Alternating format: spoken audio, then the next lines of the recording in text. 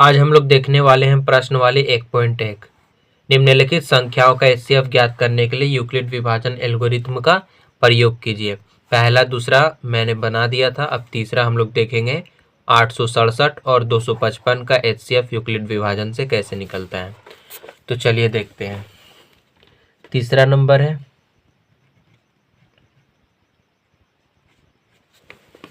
Question है 867 और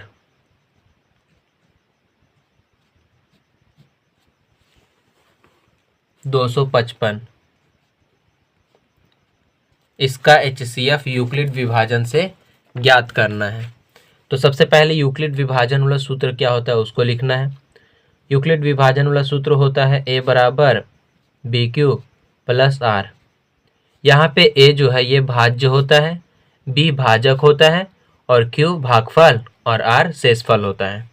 तो सबसे पहले जो दो संख्या दिया हुआ है 867 और 255, ये दोनों में से जो बड़ा संख्या है ये बड़ा संख्या है तो इसको A मान लेना है। जो बड़ा संख्या रहेगा उसको A मान लिया जाता है।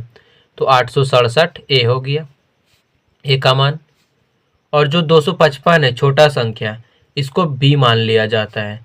255 हो गया B का मान।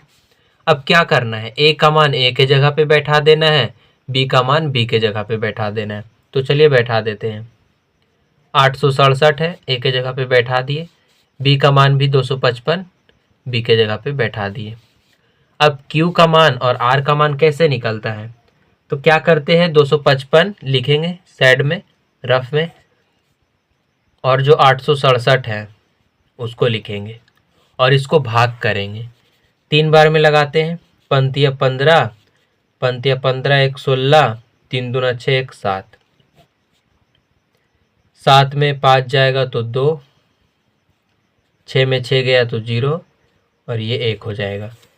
यानी भागफल हमारा Q का मान 3 आ गया है तो 3 बैठा देना है, प्लस शेषफल कितना आया 102 तो 102 बैठा देना है।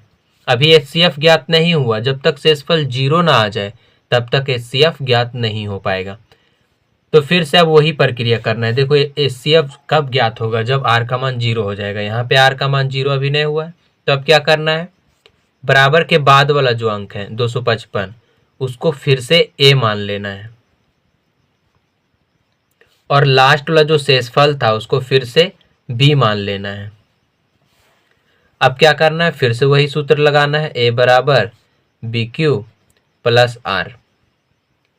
अब A का मान 255 है तो 255 बैठा देना है, बराबर B का मान है 102 तो 102 बैठा देना है। फिर से भाग करना है 102 और 255 में, करते हैं। 102 है और 255 2 बार में लगाना है, 2 दूना 4, 0 2 एकम 2, तो 1 आ गया, 5 आ गया, ये खत्म। यानी Q का मान 2 आ गया है और शेषफल 51 आया है। अब क्या करना है, फिर से इसको A मानना है क्योंकि शेषफल अभी 0 नहीं हुआ है, तो फिर से बराबर के बाद वाला जो अंक है उसको A मान लेना है, और लास्ट वाला जो शेषफल है उसको B मान लेना है। अब क्या करना है, फिर से सूत्र लगाना है, A बराबर BQ प्लस R। A के मान कितना है 102 है तो 102 बैठा देना है, B के मान कितना है 51 है तो 51 बैठा देना है। Q का मान कितना है, Q का मान देखो 51 से जब इसको भाग करेंगे तो 2 बार में लग जाएगा और शेषफल 0 हो जाएगा। अब जब शेषफल 0 हो गया तो यहाँ पे लिखेंगे इसके नीचे, चूंकि R जो है 0 हो गया है इसलिए HCF जो हो जाएगा बराबर के बाद वाला जो 51 है बराबर के बाद वाला वही HCF हो जाता है।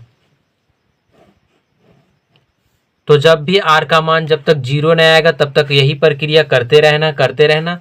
लास्ट में जब R का मान 0 हो जाएगा, शेषफल 0 हो जाएगा, तब लिखेंगे चूंकि R बराबर 0 हो गया है इसलिए HCF 51 हो गया।